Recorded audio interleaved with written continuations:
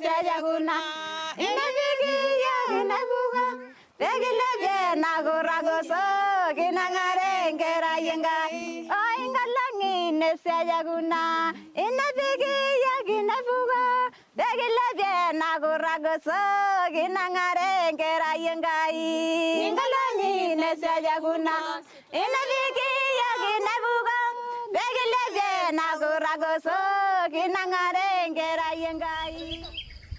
So, welcome to the TRI project site in Makatapola village, in Iringa district. Iringa is one of the 7 districts where TRI's project is being implemented in Tanzania.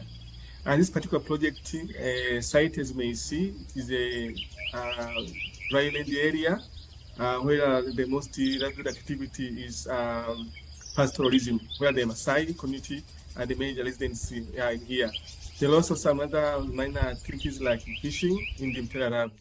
But in this particular village, we are going to see some of the women who are involved in goat rearing, where the project has been supporting them with goat, so that they are able to own goats and then get milk and send the milk and also have some income out of it. So in the Maasai community, cattle, livestock, especially cattle, is owned by men, but women can able to own their goats because this is a small livestock that women can own and have control of it. So this one, women are able to pursue their development priorities because they have full control of their goats. So in this group, there are about 20 women who are rearing goats so that they're able to realize their objectives. But in terms of the key intervention that the project is supporting, apart from the goat breeds which are improved for dairy, the project also is supporting them with the provision of water sources. So the project is planning to drill a borehole that they are able to access water. As you can see, the area is quite dry, and the women have to walk a longer distances going to fetch water. And sometimes they have to cross a road into a dam reservoir where they have to water the animals in there. And again, during the dry season, there is a high scarcity of fodder, not only for cattle, but also for goats, so the project is supporting fodder farming. And this other side of the area is called the Ilalasimba village, where the project is supporting community efforts in managing the forest reserves that have been previously degraded. So currently, the project has been supporting the demarcation of the forest reserves and also developing general management plans for the forest, and also doing some bylaws, and of course electing posters and doing some sort of awareness raising to reduce the encroachment and the illegal activities in the area. As you can see, because of the dry season, it's very dry, but in the rain season, it's very greenish. So you may see there are patches here and there. The forest is just regenerating because it was very highly degraded prior to the commencement of the project way back in 2021.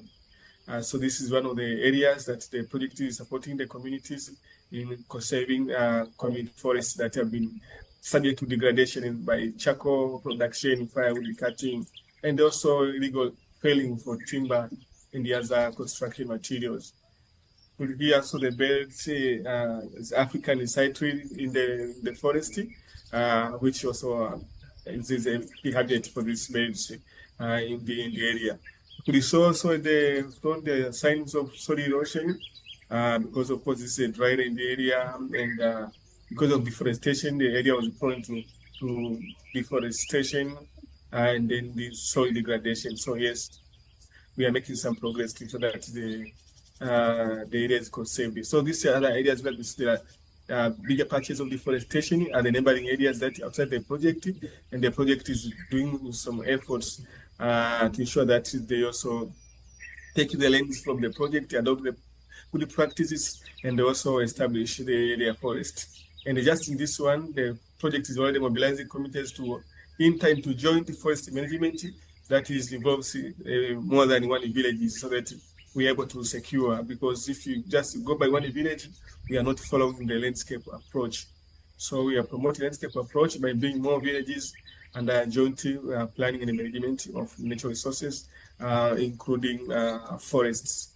So you could see over there, it's one of the lowland areas are highly degraded because of so much deforestation taking place in the past to pave the way for expansion of farmlands. They are doing especially maize farming, sunflower. And so this is the forest, which is highly dominated by the miombo. Woodland, you see, they have been regenerating with secondary generation, the secondary vegetation, so they're regenerating. And we are so much, the community are so much grateful for the project support. And the communities are being supported by our experts and from the district council of Wiringa, where the team is supporting them building capacity, supporting them with planning, and also with tree seedlings for the other areas. But here we are promoting natural vegetation, because this is a more practical and sustainable approach to restoration in this area. We're promoting natural regeneration. Yes, so you can see this is the areas inside the project are highly degraded, but under joint forest management, we are hoping that they're also going to be restored through natural regeneration and joint efforts by the adjacent communities. So yes, and again, so apart from, again, in some areas or place of the forest where they have been regenerated, the project is supporting beekeeping activities so that people are able to secure, get honey and then earn some sort of income from the area, but also use beekeeping as an incentive to motivate them in the conservation of forest resources in the areas. Again, you can see, so one of the key challenges of facing beekeeping and this natural forests is the shortage of water, because it's a dry area. So sometimes we don't perform so much with the beekeeping because of lack of water.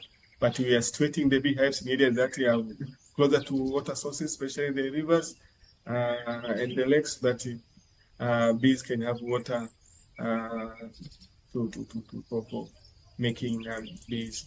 So this is just an adjacent mountain slope that is highly degraded, but stony. But I think with natural regeneration, it could recover because illegal activities have been stopped due to community efforts. So we are hoping also in the coming years, this area is going to be really improved.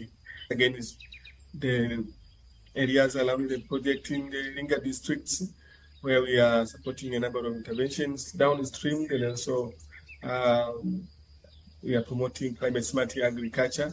But because of the dry season, you will not have the farms are not there now. You will not take any videos, so they are just open field because they are already harvested. And this is Lake Intela. This is downstream the area. This dam is used for generating hydroelectric power, and the waters are flowing all the way from the mountains where we've seen just are very dry.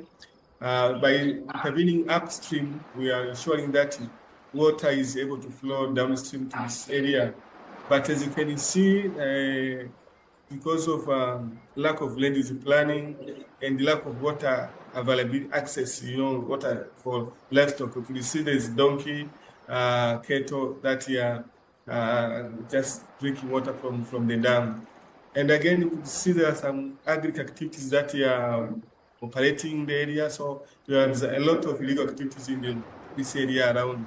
But by the project supporting water availability upstream the dam, we are also hoping to minimize encroachment for water, watering the livestock by livestock keepers. Also by promoting climate smart agriculture upstream, we are also aiming to reduce encroachment into this area because farmers are able to do some gardening activities and also grow a number of different crops in their fields, and so reduce dependence in this lake. And yes, also there are, you see on the bottom right here, There is some livestock here. And sometimes, you see also some bird species in this area. So this is the Terra Dam, and you can see the gardening activities that are taking place. So we are doing land use planning in areas adjacent to the dam so that we have compatible land uses closer to this lake and they reduce any sort of sedimentation and siltation resulting from agriculture.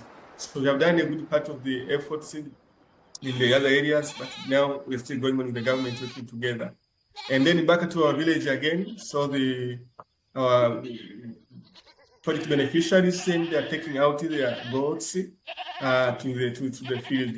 So they are hoping to sell the goat in the Middle East, in Saudi Arabia, Kuwait, because there's a high demand for goats. And also in the areas like the Mauritius, where there's a high demand of this one. So they're expanding the project in this financial year. We're going to construct a more sustainable cow sheds for keeping the goats and also ensuring that there is water availability and also growing for the trees that can also provide nutrients for the goats, especially during the dry season. So yeah, this is it from our area, Makotokola village, Migori Wadi in Iringa district, one of the projects sites for TRI Tanzania. Thank you very much for your attention.